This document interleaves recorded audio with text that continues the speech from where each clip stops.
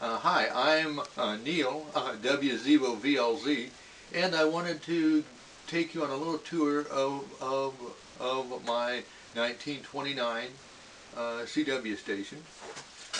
It consists, the main part of it is this two-tube transmitter here. This is what's known as a TNT, or tune plate, not tune grid transmitter. It has two tubes, tune circuit to set the frequency. It has a network on the output for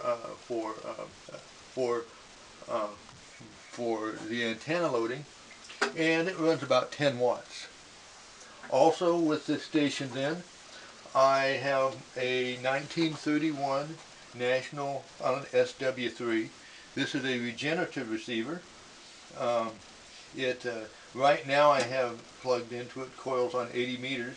That matches up with the transmitter. And you see here more coils. When I want to change bands, I can plug in different coils. Also associated with it is a speaker. Normally the SW3 is a headphones only radio. This speaker here I have set up with an audio amplifier, so I can listen to it all through the speaker rather than using headphones. So the SW3, the TNT transmitter, and my little speaker here that constitutes my late 20s, early 30s CW station. Let's take a closer look at my TNT transmitter here. First of all, I have to tell you that when this transmitter is running, there's 300 to 400 volts right here on this coil here, and so the whole transmitter is, you have to know exactly what you're doing. There's lethal voltages all exposed on this transmitter. It's a 1929 design. At that time, amateurs were not real concerned about safety. They were doing things to make it run. And in fact, this transmitter here puts out 3 to 4 watts on 80 meters the way it's set up.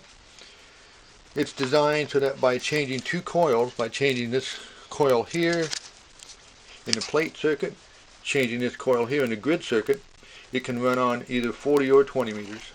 I've used it on 80 and 40. I've never trusted it to run on 20 meters. Basically, this transmitter is a push-pull, not oscillator, using a couple of triode tubes. These are these tubes right here. These are type 10 tubes. Fairly hefty tubes for 1930 when this design was published in QST. The way I have it set up here, the transmitter runs at about 10 watts input, puts out about 3 to 4 watts. What you see here is a tune circuit consisting of this capacitor and this coil here, and that sets the operating frequency. It's link coupled using these two coils here combined with this capacitor to set antenna loading, and that is the how you maximize the output. Okay, there's a few things about the TNT transmitter. One thing is it tends to be microphonic. It has to be sitting on a table separate from the operating position. The other thing is it's very susceptible to hand capacity. Anytime you bring your hand close to the tuned circuit here that sets the frequency shifts. So in that case then, when you set the frequency, while your hand is part of the tuned circuit, you pull away, frequency shifts. So it's a bit of a trial sometime to get right on frequency, but with a little patience it works. It's a neat transmitter to use on the air. It works, and I've used it to make several contacts.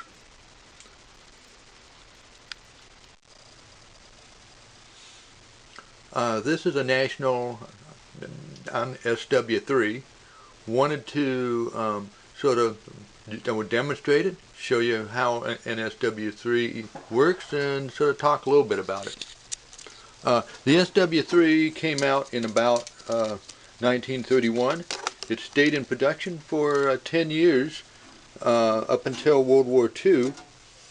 It is basically a 3-tube regenerative receiver. What you see here is a tuned RF stage.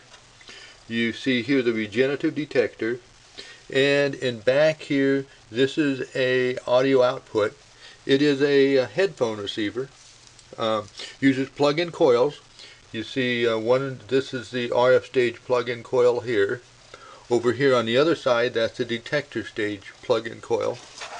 And when you use an SW3 in order to change bands, you end up putting in a different set of coils for each band that you want to use.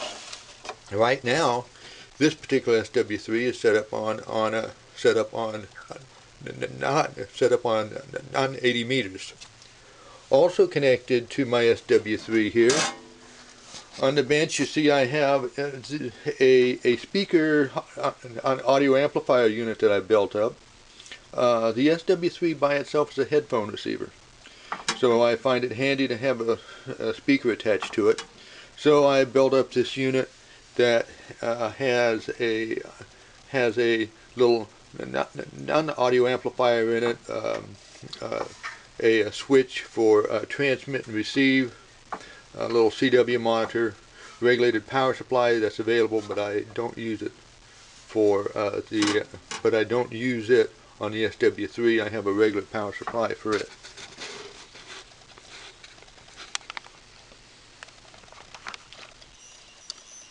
Alright, let's take a minute here and just play with this SW3 to see how it sounds and how it works.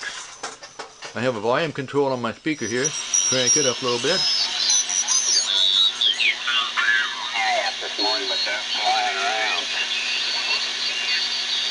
This is 80 meter phone. To be that big a bunch, they should have, the flight should have went through that first storm we had, I think. I thought they had, because we didn't. The SW3 has a regeneration control here, and you see when it's not in regeneration, sideband doesn't work.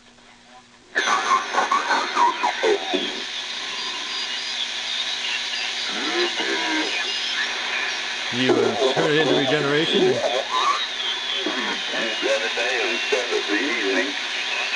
and it works. This other control, peaks up the antenna a little bit.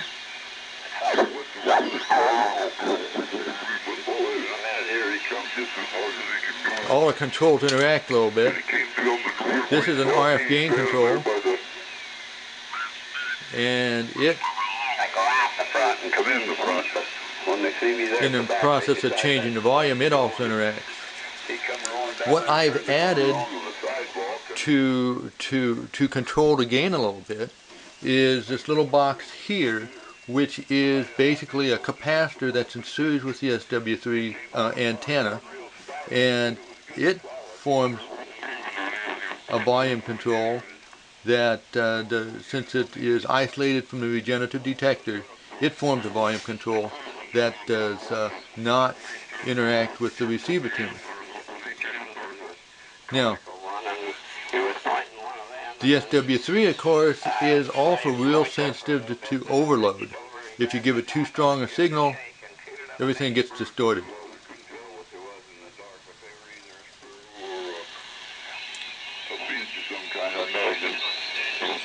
You see here, try to crank the volume up too loud.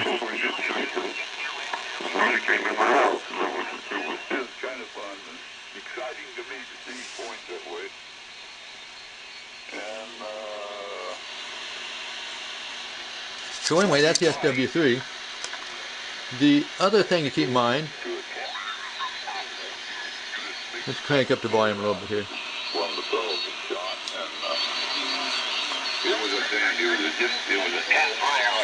Is you tune across both sidebands.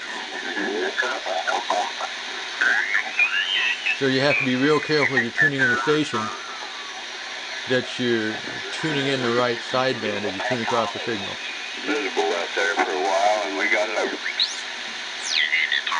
instantly. So it's an L network tuner, so it's very efficient. So now my watts are going. So Alonzo, go ahead and pick it up. Good morning. KC9 here. Let's go down and see if there's anything on CW here.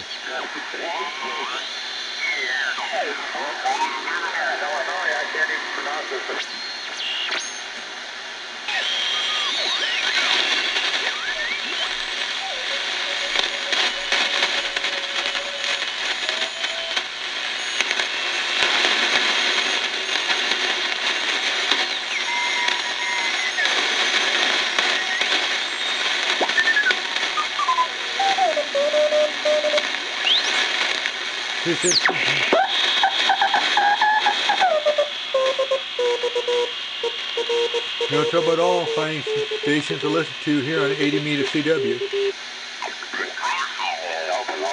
So we'll move up here to the phone band and listen to the mail here on 80 meters. Let's see what it takes here to get a TNT transmitter up and running. You see this plate meter back here, and the reason I'm being careful is there's high voltage. This transmitter is live right now, so you have to be real aware of where the voltages are and not put your fingers anywhere. That plate meter back there is measuring plate current to these two tubes, and with a TNT transmitter, as you get on frequency, you should see the plate current come down. And what you hear in the background there is my what you hear in the background is my ICOM 735. I have tuned on frequency, and you hear the transmitter tone there. And the plate current, you see, is dipped down to about, it's dipped down about 33 mils or so that's fine.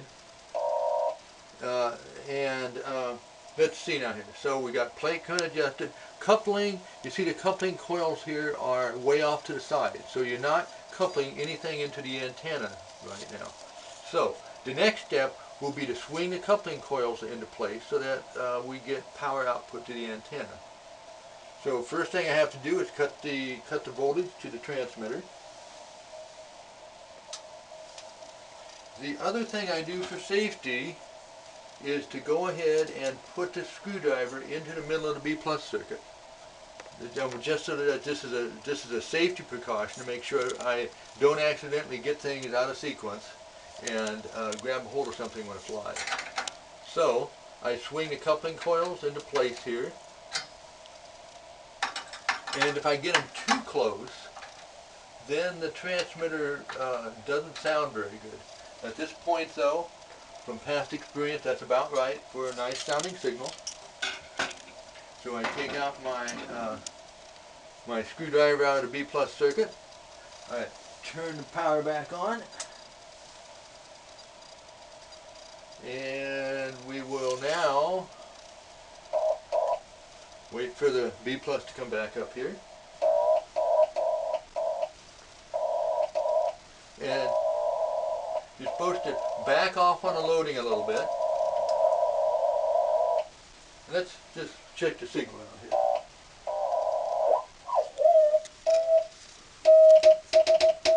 That's a nice sounding TNT signal. We are, according to the ICOM 735, we are on 3568 kilohertz. So we're in band on frequency. The transmitter is set up and ready to go. Okay, the transmitter is set up now. We need to get the receiver on frequency here. One of the things about a regenerative receiver is it's radiating a signal when you are listening. So what we're going to do is, with my ICOM 735 right now is set on the transmitter frequency, we want to get the receiver on the transmitter frequency. So we have to listen for that regeneration signal from the receiver in the ICOM 735. So let's turn the volume up here and carefully tune.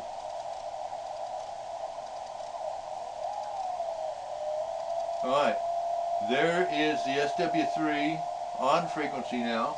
So now the receiver is set, the transmitter is set. We are, yeah, and then now the other thing here is, take a real close look at this dial here. You see this dial here is a reading 120 on the SW3 dial. Previously, I have made up a conversion chart here to show that 120 when I calibrated this thing was approximately 3575. 123 was 3550. So if you imagine 25 kilohertz is this region from 120 to 123. Band spread is nothing like a modern transceiver, but it's good enough. Okay, back on frequency here. We are ready to try a QSO here. That's in the transmit. Yep. The other thing I have here is a current meter that's indicating that I'm getting some current into the antenna system. So we're ready to try to have a contact on my TNT transmitter with the SW3 receiver.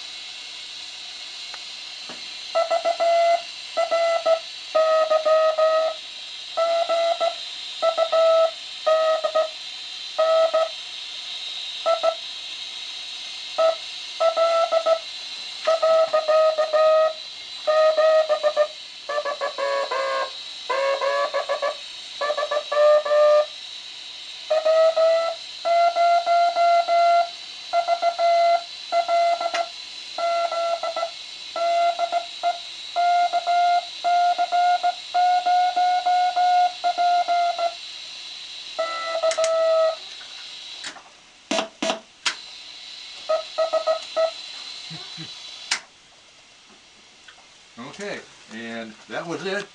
That was my QSO with a Mel KC Zevo P, and it seemed to go very well.